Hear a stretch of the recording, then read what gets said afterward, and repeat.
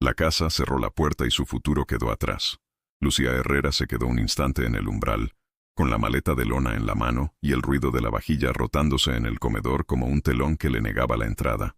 Dentro, su padre recortaba las palabras con la misma precisión con que despachaba la leña. No vas a ser mercancía. No en esta casa. La frase no era una sentencia tan nueva. Era un latido repetido en los últimos meses. Una marea que había ido empujándola hacia la orilla hasta que esa tarde la orilla se rompió. El comedor olía a caldo y a cloro. La mesa, larga y barnizada, estaba puesta para la calma habitual de la noche. Pero don Ernesto la atravesaba con la mirada dura de quien no admite réplica. Doña Teresa, su madre, tenía las manos en el delantal y los ojos húmedos, como si cada gesto fuera una pequeña rendición. Lucía había dicho no al matrimonio arreglado, había dicho no a hacer una costura entre dos fortunas, un hombre que se ataba con un lazo porque convenía a otros. Había dicho no, y por ello perdió el techo. Salió sin dramatismo. No había lugar para el escándalo. Caminó por la calle Piedra con la maleta que olía a ropa sin planear y a realidad. No miró atrás hasta el primer cruce del pueblo, donde las sombras ya comenzaban a alargarse, y entonces su pecho se abrió al paisaje. La sierra cercana descascarillaba la luz con tonos pajizos.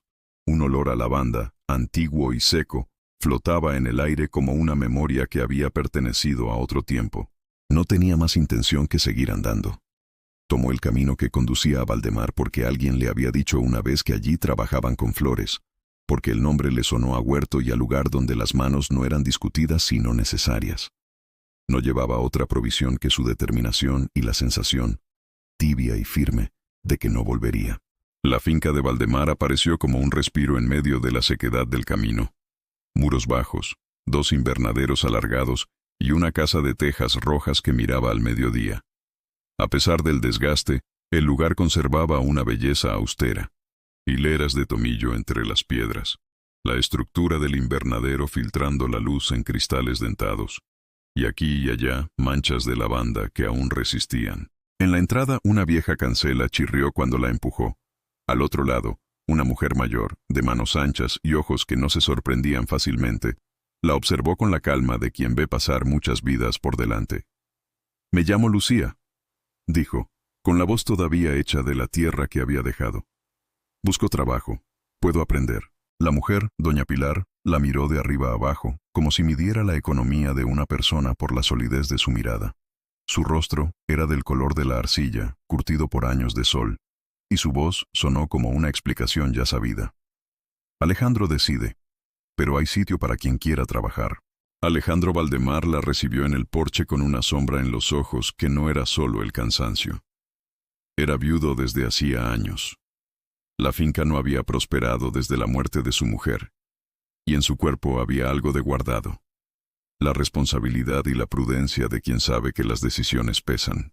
Tenía manos anchas y un silencio que medía las palabras como si fueran herramientas. Llevaría poco tiempo en su presencia para que Lucía entendiera que los silencios en Valdemar hablaban más que cualquier promesa. «Solo una prueba», dijo él. «Tenemos poco margen. Si no sirve, por favor, no haga falta tomarlo a mal». Lucía asintió y por primera vez en meses sintió la leve erupción de una confianza. No era un favor, era un trabajo que pediría explicaciones a las manos y no a los pactos. Fue aceptada a prueba. Esa primera semana en el invernadero fue una lección de humildad y observación. Los vientos de la cercana sierra arrastraban polvo hasta el cristal. Adentro, el aire era tibio y cargado de humedad. Lucía aprendió a reconocer la respiración de la tierra, cuando humedecía demasiado un cantero, cuando las raíces necesitaban aire y cuando los brotes pedían poda. Vio plantas que estaban ahogadas por la ignorancia, ramos abandonados de lavanda cortados demasiado pronto, sensaciones de exceso de agua en un rincón y sequía en otro. El sistema de riego, hecho con cariño pero sin modernización, goteaba en horarios desordenados. Las semillas que deberían haber brotado languidecían por falta de rotación. Mateo observó a Lucía con desconfianza. Era un hombre delgado, con las manos talladas por la herramienta, y el hábito de confiar en lo que el tiempo confirmaba.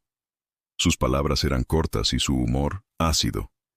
No le gustaban las novedades, menos aún las jóvenes que venían con ideas de ciudad o de cambios rápidos. Lucía, en contraste, trabajaba con pequeños ajustes, movía regaderas, tocaba hojas, cambiaba el orden de las bandejas según su propia intuición. No eran soluciones radicales, pero sí ajustes que respetaban la rutina y la paciencia de la finca. Inés, la sobrina de Alejandro, tenía 9 años y una manera de mirar que iba directa al centro de las cosas. Al principio observaba desde la distancia, con una mezcla de recelo y curiosidad, acunando un peluche en la mano como quien guarda un retazo de consuelo. No hablaba mucho, pero su silencio era una presencia que Lucía pronto encontró reconfortante. Le traía agua al invernadero, barría el polvo de las mesas y dejaba detrás pequeñas marcas, una tira de cinta de yute, una flor caída colocada con cuidado en un frasco. Lucía aprendía de ella una lealtad que no exigía palabras. La vida en Valdemar no era idílica. Las deudas asomaban en los papeles que Alejandro consultaba al final del día. Facturas, pedidos que se habían reducido y un banco que llamaba más seguido cuando la cosecha no daba. La casa principal tenía habitaciones que conservaban el eco de risas pasadas, y en la cocina el jarro de leche parecía un símbolo de lo que ya no era. Pero Lucía veía también posibilidades, un rincón del invernadero que parecía olvidado, un excedente de flores que nadie sabía aprovechar, manos que podían aprender a cuidar con un poco más de detenimiento. Una tarde, mientras cerraba una bandeja de esquejes, Lucía ató con yute un pequeño ramo con flores que habían pasado la víspera a punto de ser descartadas. Unos capullos de lavanda un tanto desordenados, unas pequeñas margaritas que el viento había maltratado y unas ramitas de tomillo. No era un arreglo perfecto, era más bien una cosa hecha con urgencia y amor. Lo depositó en una cesta pensando en el mercado del pueblo, en la mujer que vendía delantales y verduras, y que tal vez podría ayudar a colocar aquello que no tenía un sitio en la finca. Carmen, la vendedora del mercadillo, conocía la ciudad como la palma de su mano. Sabía lo que la gente quería llevarse a la casa esa semana y cómo colocar un producto para que pareciera más valioso. «Si te parece», le dijo Lucía a Alejandro, «puedo probar a venderlos. No pido más que el precio de los materiales». Alejandro la miró con un gesto que pretendía ser solo profesional. Le pesaba confiar, no por desconfianza personal, sino por la costumbre de las cuentas frías. Sin embargo, aquella canasta pequeña con los ramos fue una apuesta que no podía costear no hacer. Con el permiso de Alejandro, Lucía fue al mercado el sábado siguiente. El mercadillo del pueblo vibraba de voces y colores. Carmen tenía una mesa cubierta con manteles descoloridos y una sonrisa que abría espacio. Los ramos de Lucía, aunque imperfectos, exhalaban un olor que hablaba de la finca. Lavanda que recordaba la llanura, tomillo que traía el monte, y un gesto humano, como si alguien hubiera puesto su corazón en cada lazo de yute. Los vecinos pasaban, al principio indiferentes. Luego, algún paso se demoraba. Un dedo rozaba una ramita y una boca decía, «¡Qué bonito!». Carmen colocó uno de los ramos en un jarrón pequeño, como si eso lo elevara de ser simple a merecedor de atención.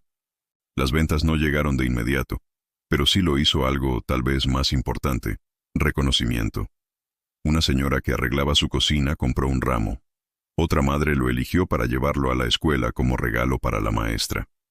Al final del día, la cesta de Lucía estaba vacía y en su mano había dinero que no resolvía las deudas de Valdemar, pero que decía en cifras mudas que estaba haciendo algo con valor. Regresó al atardecer, con el polvo pegado en las piernas y la sensación de que algo había comenzado a cambiar. Cuando Alejandro contó el dinero en la mesa de la cocina, lo hizo sin palabras. Fue un gesto pequeño. Dejó las monedas en fila, las tocó con la yema de los dedos. Luego miró a Lucía con esa mirada que no había sido cariñosa ni fría, sino de alguien que toma nota de la eficacia. En ese momento, Lucía comprendió que la aceptación aún no era completa, pero que la posibilidad de pertenecer empezaba a admitir condiciones reales. Trabajo, esfuerzo, resultados. Inés, sentada en el escalón de la cocina, tocó por primera vez la manga de Lucía como si afirmase con ese contacto que aquel lugar podía ser suyo. Aquel primer triunfo fue discreto, cotidiano y esencial. No sanó las grietas que la finca arrastraba, ni cerró las conversaciones difíciles que Alejandro tenía con su gestor bancario, pero abrió una vía. Lucía no celebró en voz alta, celebró con la pequeña satisfacción de quien ha conseguido que sus manos hablen y alguien más las escuche. No había música ni fuegos artificiales. Solo el ruido del viento entre las hojas del invernadero y la tranquilidad de quien ha demostrado que su trabajo cuenta. Las rutinas aprendidas, sin embargo, encontraban resistencias. Mateo no dejó de fruncir el ceño cuando la veía mudar las bandejas. Le costaba entender por qué una joven sin experiencia debía improvisar cuando lo que él valoraba era la paciencia del método. Hubo discusiones cortas, puntadas de voz que se cerraban con la resignación del que piensa que el cambio es un capricho pasajero. Lucía, por su parte, no se atrincheró en la terquedad. Escuchó, tomó en cuenta y mostró resultados. En la parcela cercana al invernadero, una línea de plantas que Dayan, la mano de la esposa de Alejandro, en memoria, había cuidado con esmero, comenzó a respirar de nuevo bajo el gesto paciente de Lucía. Poda en el momento justo, riego medido, mezcla de tierra revigorizada con compost hecho a mano. El pueblo observó la novedad, no al gran grito, sino en las conversaciones de mercado, en las miradas que se demoraban en la valla de Valdemar, en el panadero que alargaba una barra de más en la mañana. La comunidad rural tiene esa manera de medir el pulso de un lugar. Presta atención a los pequeños cuidados. Lucía, que al principio fue la extraña, empezó a ser la mujer de los ramos. La idea de su responsabilidad por un trozo de la finca circuló en murmullos que no siempre eran elogios, pero sí reconocimientos. Doña Pilar fue su aliada silenciosa. Le enseñó a reconocer la diferencia entre una planta que pedía tierra fresca y otra que deseaba solo descanso. Le ofreció una taza de café sin preguntas en las mañanas duras y le dio, en un cajón de la cocina, una antigua cinta de yute que había pertenecido a la mujer de Alejandro. Las cosas que funcionan se sostienen con las manos de quien sabe cuidar, le dijo una tarde, y no añadió más. Lucía guardó ese refrán como quien guarda una brújula. Las noches en Valdemar eran de un silencio que pesaba y al mismo tiempo permitía pensar. Lucía solía sentarse en la galería, con la maleta aún a sus pies, y dejar que la casa le devolviera los ruidos del pasado. El crujir de la escalera, el susurro de la ventana antigua, el ruido del río, pequeño y débil, que servía de columna sonora.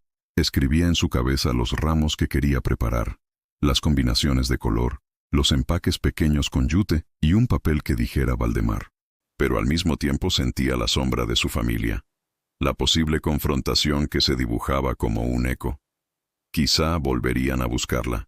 Quizá su nombre seguiría siendo una moneda para quien la pudiera atar. Pensó en don Ernesto, en su orgullo, y en doña Teresa, en su silencio entre dos fuegos, y comprendió que no había marcha atrás. El trabajo le daba, además, la posibilidad de mirar al futuro con cierta nitidez. Si lograba formalizar los ramos, si encontraba mercados conectados no solo por precios sino por una historia, de aquí, de Valdemar, entonces podrían empezar a tejer una salida real a la fragilidad económica. Había técnicas por aprender, cómo negociar con los comerciantes, cómo fijar precios que cubrieran no solo los materiales, sino también el trabajo. Había logística, envíos y plazos. Había que entender los números. Pero esas eran lecciones que, a medida que transcurrían los días, Lucía estaba dispuesta a aprender. Un mediodía, mientras cortaba la banda con cuidado para que los brazos no rompieran los tallos, Inés se acercó y le ofreció una pequeña libreta que la niña guardaba como un tesoro. «Anoto cosas», dijo Inés y señaló con un dedo torpe las listas de la libreta. Colocar ramos a la derecha, cuidar las macetas, no regar a mediodía. La libreta estaba llena de dibujos infantiles y de instrucciones que alguien había ido enseñándole a la niña, tal vez con la intención de que ella también aprendiera a sostener algo. Lucía se inclinó y le ofreció una sonrisa que era casi una promesa.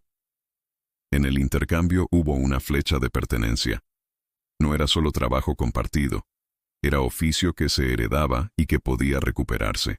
Las semanas pasaron en una suma de movimientos. Una poda bien hecha, un pedido entregado a tiempo a una pequeña floristería de la ciudad, un sobre que llegaba con facturas que recordaban la fragilidad del equilibrio. Lucía multiplicó las variantes de los ramos, ramos de lavanda y tomillo para casa, ramilletes decorativos para bodas pequeñas que se realizaban en la sierra y un paquete especial de flores secas que resistían viajes largos. Cada una de esas alternativas exigía algo distinto: empaques, etiquetas, precios. Trabajó con Carmen para entender qué buscaba la gente en los domingos de plaza y con doña Pilar para encontrar modos económicos de conservar las flores más delicadas. El éxito se manifestó en gestos que no siempre se cuentan en dinero. Una florista del pueblo vecino encargó ramos para la mañana siguiente. Un cliente habitual del mercado preguntó por el logo del lugar. ¿De veras vienen de Valdemar?, preguntó con una mirada curiosa.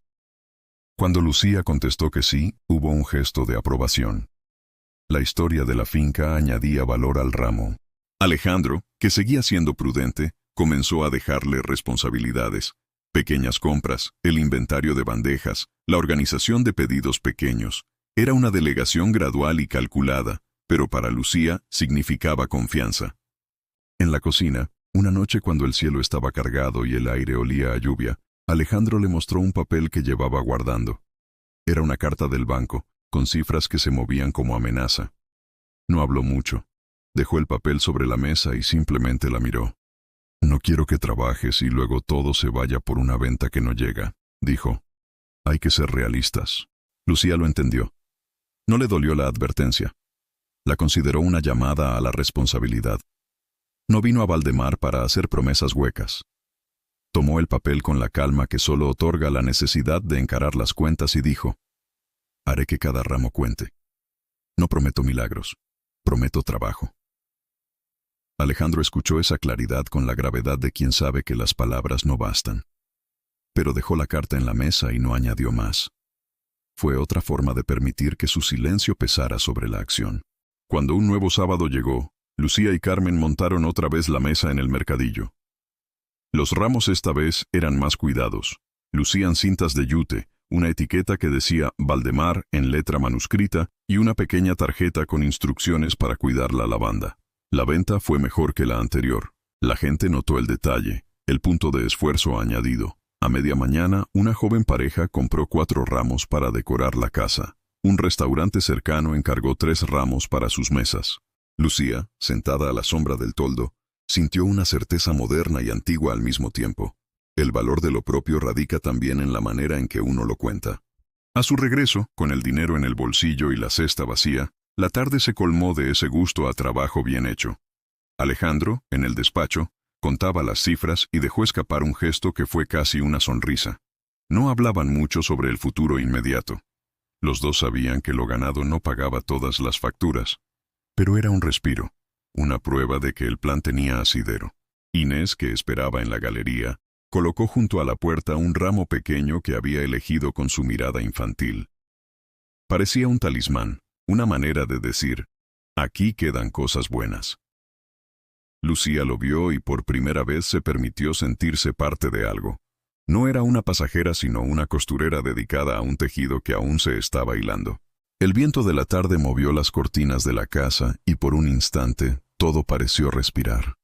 La finca, que había estado moribunda en gestos y en papeles, mostró un soplo de vida, hojas más verdes, una cuerda de geranios en la ventana, una maceta que por fin lucía flores en la terraza. No era una curación completa, era simplemente la prueba de que la recuperación podría suceder con cuidado. Lucía lo observó todo con una mezcla de cansancio y alivio. Había llegado expulsada de su hogar. No regresaría a ser moneda de cambio. Había encontrado un lugar donde sus manos tenían un precio que, por ahora, era justo: el reconocimiento. Pero la calma era solo un fragmento. En la oscuridad de la noche, mientras las lamparillas titilaban en la cocina, alguien dejó una carta bajo la puerta del despacho de Alejandro. Era un sobre discreto, sin sello, con un logotipo que Lucía no conocía. Alejandro la recogió con el mismo movimiento medido de siempre y la abrió despacio, como si cada pliegue fuera una pregunta. En la mesa de madera, la lámpara recortó su rostro en mediodía de sombras. «Mañana la vemos», dijo, sin alterar el tono. Lucía sintió por primera vez desde que llegó un cosquillo de inquietud. En el fondo sabía que siempre habría cuentas por pagar y ofertas que podrían cambiar el rumbo. La vida en el campo no es una tregua, sino un acuerdo frágil con la naturaleza y con los otros. Guardó esa inquietud en el lugar donde uno guarda las semillas antes de la siembra, con paciencia y con la certeza de que la mejor aproximación es trabajar. Esa semana, con más clientes y algunas pequeñas órdenes que ya exigían empaques y envío, Valdemar conoció la sensación de que un proyecto empezaba a amortiguarse. El trabajo colectivo se volvía una coreografía. Mateo, aunque todavía escéptico, comenzó a mirar los talleres de Lucía con menos frialdad. Doña Pilar le regaló una antigua caja de madera donde se guardaban cintas y etiquetas. Inés dejó otra libreta en su puesto, con un dibujo que representaba a la finca como una casa rodeada de flores. Y mientras la finca volvía a latir en pequeños compases, Lucía guardaba en la maleta viejos recuerdos y abría su vida a un mundo que no tendría la tutela de su padre. No había triunfos definitivos, pero sí indicios. Una venta en el mercado, una sonrisa medida en la cocina, una carta que aún no revelaba su contenido. La expulsión, que al principio fue un golpe, comenzaba a transformarse en una llave. Había llegado acogida por un viudo que pedía prudencia, pero que dejaba actuar, por una niña que ofrecía lealtad, por una comunidad que ahora registraba su nombre. Al caer la noche, la luz de la cocina se derramó como un faro sobre la mesa de madera. Las cortinas, movidas por el aire fresco, dibujaron sombras de pétalos en las paredes. Lucía se quedó un rato en la galería, con el frío suave en los pies y la sensación del trabajo en los hombros. Pensó en su padre, en su madre, en las palabras que la habían hecho salir de casa. Pensó también en las manos que la habían recibido y en las que ya aprendían a confiar en ella. En la penumbra, la finca parecía una respiración contenida. Y en esa respiración, Lucía supo que su lugar no sería regalado ni impuesto. Lo ganaría cada día, con la misma lentitud que una planta retoma la savia y vuelve a florecer. Dejó la maleta al pie de la cama, en un gesto simbólico y práctico, como quien establece domicilio. No había promesas grandilocuentes, solo una certeza trabajada con paciencia. Aquí, con esas manos, empezaría a construir su vida. Al día siguiente, la carta que Alejandro había dejado sobre la mesa fue un recordatorio de que los triunfos pequeños conviven con riesgos grandes. Pero en Valdemar, por fin, se escuchaba un murmullo que no era de derrota. Era el rumor de alguien que trabaja y de un lugar que, poco a poco, vuelve a respirar. La carta en la mesa era un pliegue que dejaba sentir el peso del mundo. No solo números, sino plazos que se acercaban como lluvia en verano. Alejandro la había puesto delante de la lámpara y la veía como quien mira a un animal que todavía no sabe si es peligroso o solo asustado. No decía nada, tomaba un sorbo de café, apoyaba el codo en la madera y dejaba que el silencio hiciera su trabajo. Lucía, de pie junto a la puerta, notó por la forma en que Alejandro volvía los ojos hacia ella que algo se aproximaba que requeriría más que buenos deseos. Si te gustan historias de segundas oportunidades y manos que reconstruyen hogares, suscríbete. En los relatos hay siempre una ventana para quien busca esperanza.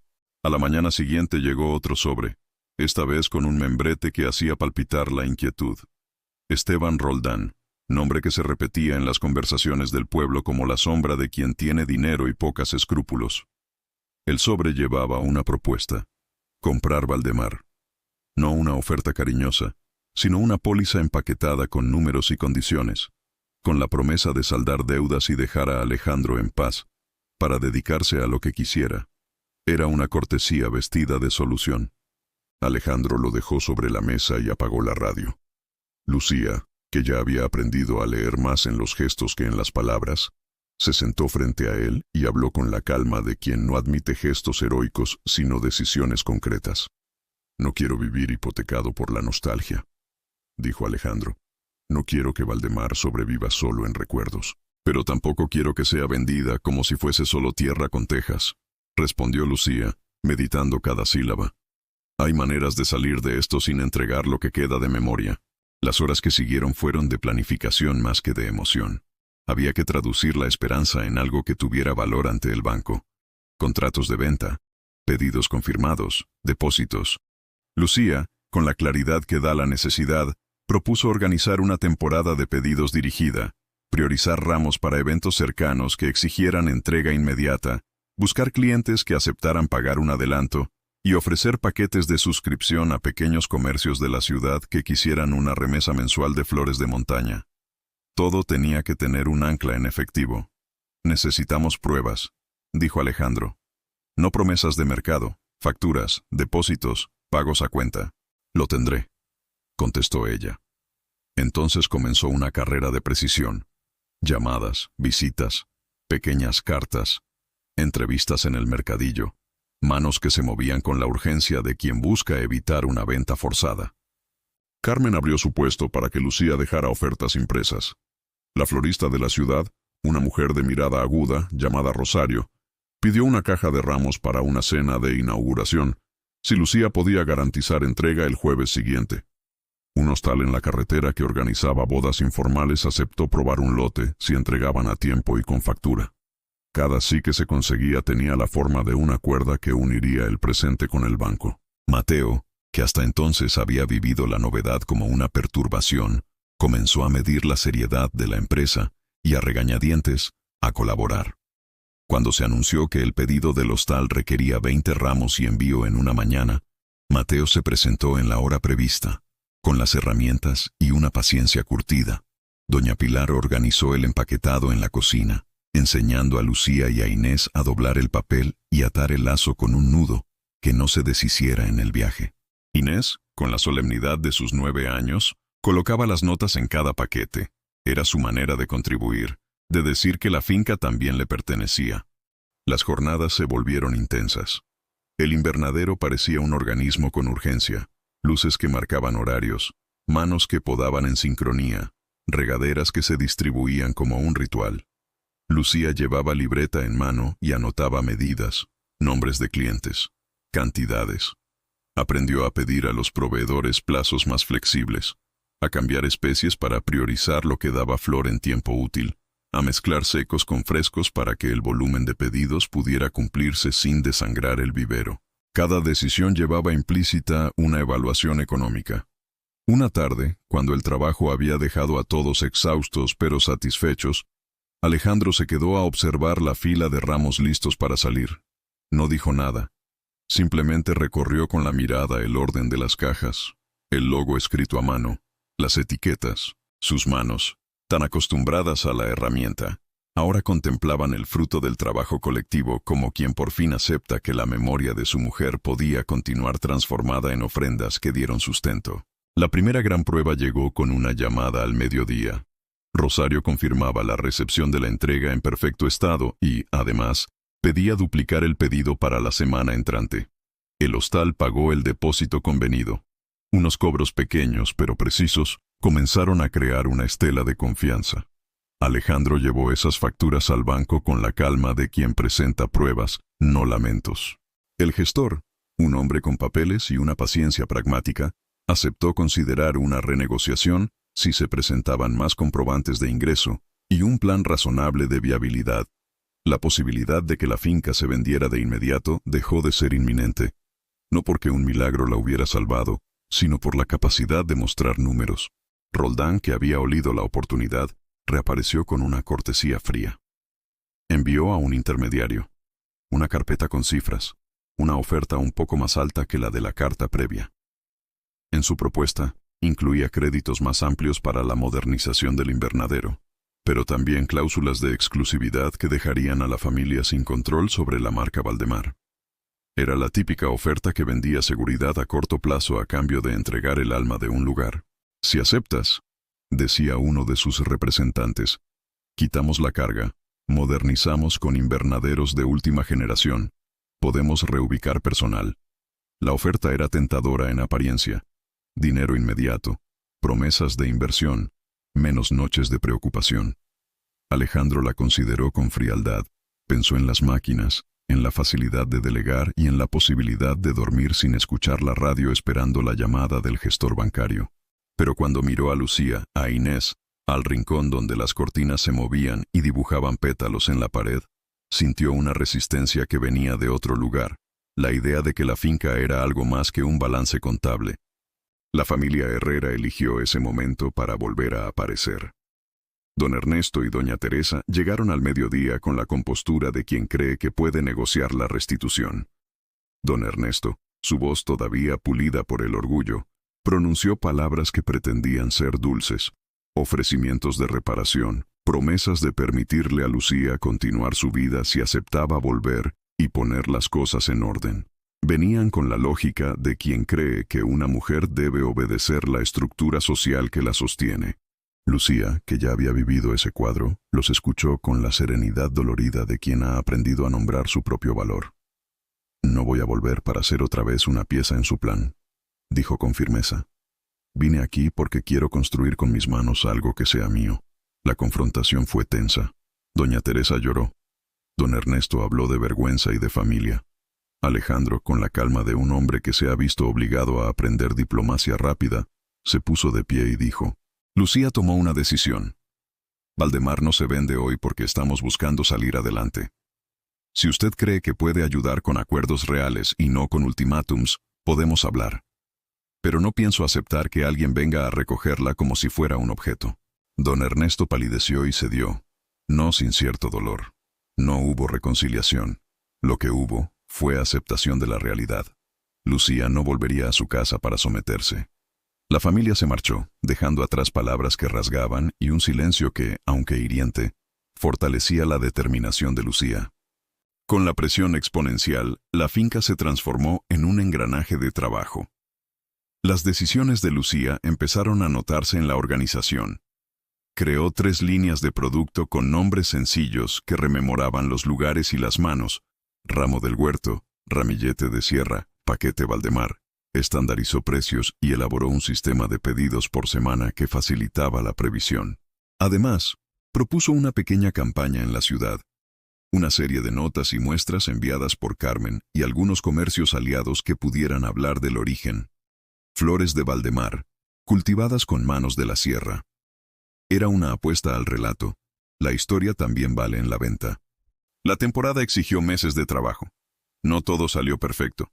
Hubo envíos que llegaron con la flor un poco golpeada, clientes que devolvieron pedidos por motivos razonables. Una plaga menor obligó a una cuarentena temporal de una bancada. Cada contratiempo fue respondido con medidas prácticas. Adaptar embalajes, ajustar tiempos de corte, separar especies más delicadas para viajes cortos. La finca acumuló paciencia y experiencia. El éxito, cuando llegó, no fue una explosión sino una suma de pequeñas correcciones. En una noche fría de octubre, cuando la cosecha de la mañana había sido especialmente buena y los pedidos del fin de semana estaban saliendo, llegó una llamada desde el banco. Tras revisar los comprobantes, el gestor aceptaba la posibilidad de renegociar el pago si se presentaba un aval adicional o un porcentaje del pedido como garantía. Era un pequeño triunfo. La noticia alivió la tensión, pero trajo una nueva cuenta. Había que generar más ingresos rápidos para cubrir el aval. Roldán, oliendo posible beneficio, intentó de nuevo conversar con Alejandro, esta vez con mejores modales y una oferta que mezclaba dinero y condiciones comerciales. Podría financiar la modernización comercial, propuso su representante. Solo pedimos una ventana de 3 años para estabilizar. Alejandro estuvo a punto de ceder. En la cocina, frente a la carta, su mano tembló. Lucía lo observó sin exaltación, solo con una mirada que decía: «Si vendes ahora, pierdes algo que no se compra con plata». Hablaron largo y claro. Alejandro comenzó a ver, en los rostros de su gente, en el trabajo organizado que se había tejido, que la finca tenía otra ruta posible. Sería más lento, más rudo, con más noches en vela, pero mantendría el control y la dignidad del lugar. La decisión se tomó de forma colectiva: rechazar la oferta de Roldán y seguir la ruta del plan operativo. No fue un gesto de orgullo absurdo, fue una apuesta calculada. Alejandro negoció con el banco una prórroga basada en el flujo de caja proyectado por Lucía, con la condición de un aval que se cubriría con los depósitos de pedidos próximos. Al mismo tiempo, solicitaron a algunos clientes pagar un porcentaje por adelantado. Carmen y Rosario fueron fundamentales para explicar la situación en voz cercana. No pedían caridad, Pedían confianza. Muchos la dieron. El plan de Lucía se convirtió en la hoja de ruta. Diversificar productos, priorizar clientes locales y asegurar depósitos, mejorar empaques y logística, y fortalecer una pequeña red comercial de fieles. Se creó incluso una lista de espera para pedidos grandes, una estrategia para manejar la demanda sin comprometer tiempos. Se asignaron tareas. Mateo se encargaría de los invernaderos mayores y de la logística de envíos. Doña Pilar lideraría el empaquetado y la conservación. Inés sería la guardiana de las libretas y la primera sonrisa para los clientes que vinieran a recoger. Alejandro supervisaría las finanzas y se encargaría de negociar plazos. La temporada de invierno fue dura en su fragilidad, pero un pedido grande para una boda en la ciudad resultó ser la llave que revirtió parte de la pesadilla. Un anticipo generoso, la logística coordinada por Mateo y la presentación impecable de los ramos por parte de Rosario aseguraron que la factura entrara al banco como prueba sólida. La suma de pequeños pagos y depósitos permitió obtener el aval que el gestor bancario pedía. Roldán, que había esperado escenario distinto, se encontró con una finca que ya no estaba a la venta. Llegó el día del clímax, una reunión con el banco en la que Alejandro, con las facturas y los contratos en mano, expuso el plan. Lucía lo acompañó y presentó los detalles operativos con la seguridad que ganan las manos que han hecho el trabajo. El gestor, hombre de cuentas, revisó los papeles y las proyecciones. Al final, y no sin una cláusula de vigilancia, accedió a dar la prórroga y a reestructurar la deuda en plazos más largos.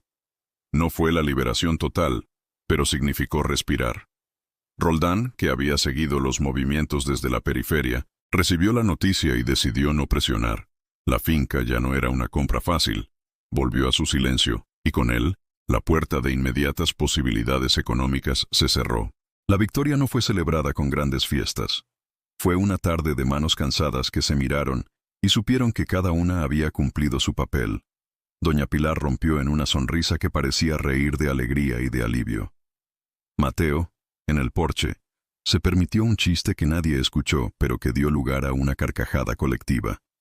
Inés corrió por el jardín con un ramo pequeño y lo dejó en la mesa de la cocina, como si ofreciera la prueba tangible.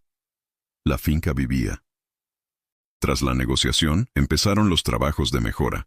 No grandes invernaderos tecnológicos, sino arreglos con sentido. Mejorar el drenaje, reparar cristales rotos, ordenar caminos para transporte, construir una pequeña cámara de almacenaje para pedidos, optimizar la rotación de bancales. Se trabajó con un presupuesto reducido, con mano de obra local, con un plan que priorizaba la sostenibilidad a corto y mediano plazo.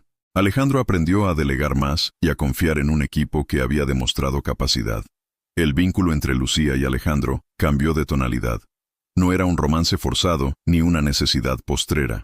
Era la confirmación de respeto y de reconocimiento. Había miradas compartidas en el despacho al revisar pedidos, manos que se tocaban en el traslado de cajas, silencios compartidos que pesaban menos que antes.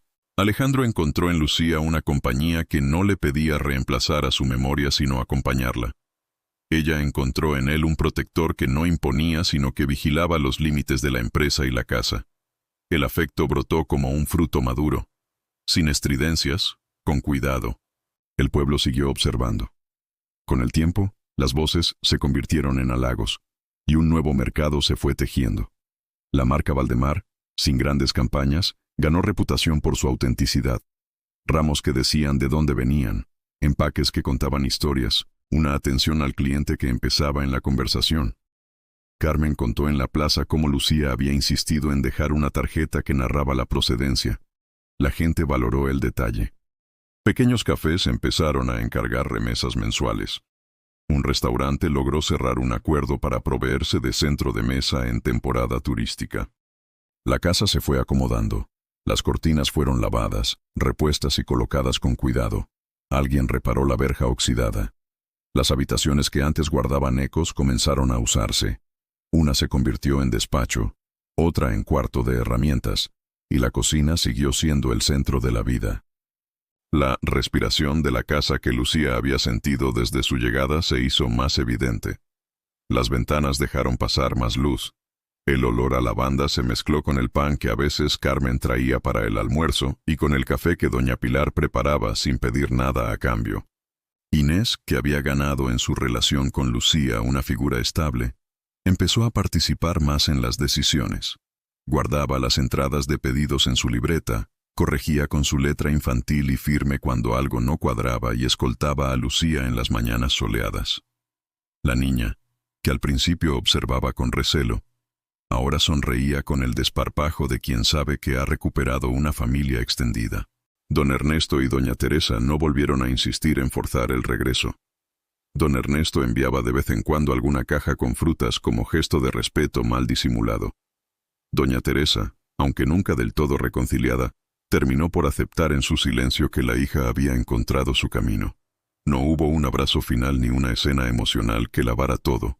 Hubo una aceptación práctica, digna y contenida. Lucía ganó su independencia sin cerrar las puertas de manera abrupta, pero mantuvo su decisión firme. No volvería a ser tratada como mercancía. El antagonista, Roldán, quedó en la periferia. Volvió alguna vez a ofrecer asociaciones comerciales más ventajosas a cambio de concesiones que nunca se aprobaron. Con espíritu calculador, buscó otras oportunidades. Para Valdemar ya no fue sino la memoria de una oferta que fue rechazable. El tiempo trenzó su ritmo cotidiano. Brotes nuevos, empaques más pulcros, clientes fieles.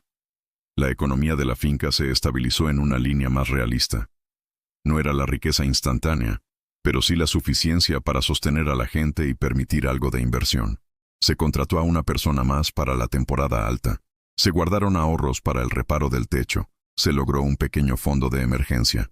La finca que había estado moribunda cobró una vitalidad trabajada y no regalada. Y en medio de todo eso, el gesto humano más pequeño de todos. Una tarde, Alejandro encontró a Lucía en el invernadero, doblando etiquetas. La luz entraba por los cristales y dibujaba en el polvo rayas doradas. Se acercó sin ruido y dejó en la mesa una taza de té con una rodaja de limón.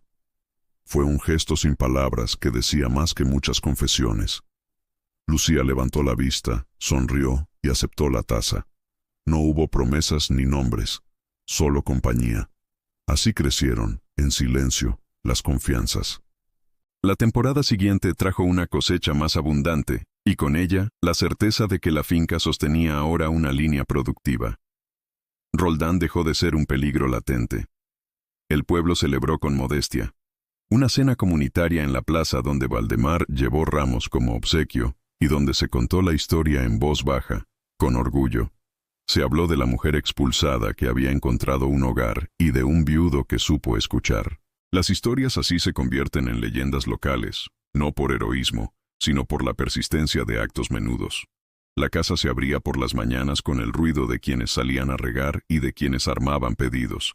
Los cristales del invernadero brillaban de limpio y, si uno se acercaba, podía oler la tierra mojada y la lavanda mezclada con el café. La ventana de la cocina quedó con un jarrón que siempre contenía un ramo del día, una forma discreta de recordatorio, como si la casa respirara gracias a esa ofrenda cotidiana. El día de la entrega final que selló la recuperación económica fue un día de sol benevolente. Un gran pedido para una cadena de pequeños hoteles fue completado y salió puntual. El depósito se hizo y la suma, aunque no era una fiesta de abundancia, permitió cancelar una parte de la deuda que pesaba con más fuerza. Al presentarse las cifras en el banco, el gestor no tuvo más que admitir que el plan había funcionado. La prórroga y la reestructuración se mantuvieron, y quedó claro que la finca no sería vendida. Fue la culminación de meses de trabajo, ajustes y paciencia.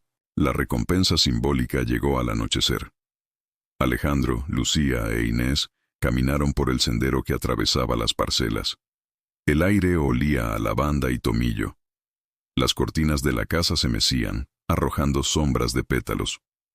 Andaban despacio, sin necesidad de llenar el silencio con palabras.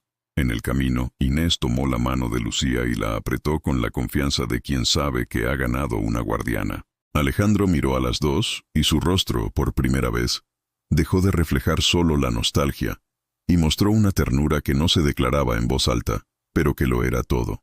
No hubo finale grandilocuente. Lo que hubo fue la calma de una noche en la que el trabajo había dado frutos suficientes para mirar al futuro con cuidado.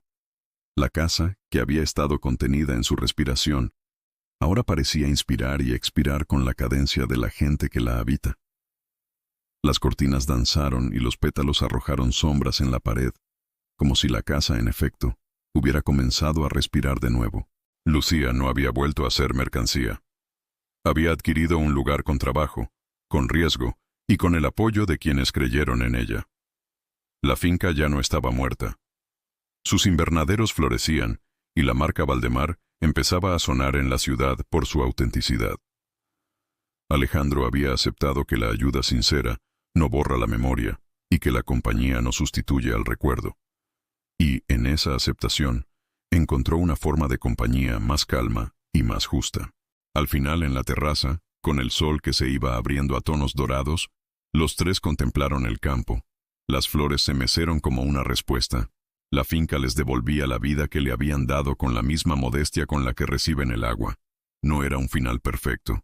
Las cuentas seguían siendo cuentas, y las noches de preocupación no desaparecerían de inmediato. Pero había un rumbo claro. Trabajo compartido, decisiones pensadas y una comunidad que mantenía el lugar en pie. Cuando la última caja del pedido fue cargada en la furgoneta y la puerta del invernadero se cerró, alguien dejó en la mesa de la cocina un jarrón con un ramo pequeño y una nota hecha por Inés. Para que Valdemar siempre recuerde que se cuida con manos. Fue un gesto que resumía todo: cuidado, memoria y pertenencia. La historia de la campesina expulsada, acogida por un viudo y que, junto a ellos, salvó la finca muerta, no es una fábula de fortuna repentina. Es la crónica de decisiones diarias, de errores corregidos, de iniciativas pequeñas que se juntan y de la valentía de resistir a ofertas que venden seguridad a cambio de identidad. Es, sobre todo, la prueba de que una casa vuelve a respirar cuando hay manos que la limpian, palabras que la sostienen y personas que deciden quedarse. Si esta historia te habló, compártela con alguien que crea en las segundas oportunidades y deja un comentario. ¿Qué habría hecho tú en el lugar de Lucía? Suscríbete si quieres más relatos de trabajo, comunidad y esperanza.